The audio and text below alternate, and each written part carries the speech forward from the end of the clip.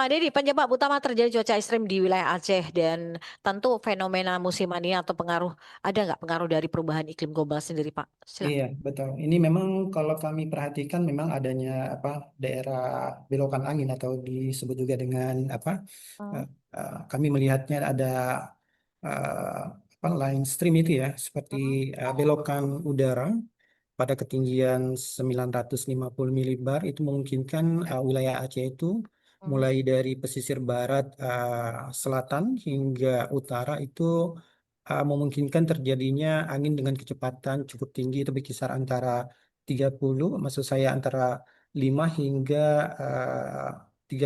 yang tadi dikatakan tadi cukup ekstrim ya sampai 34 knotnya itu memungkinkan terjadi khususnya untuk wilayah pesisir barat.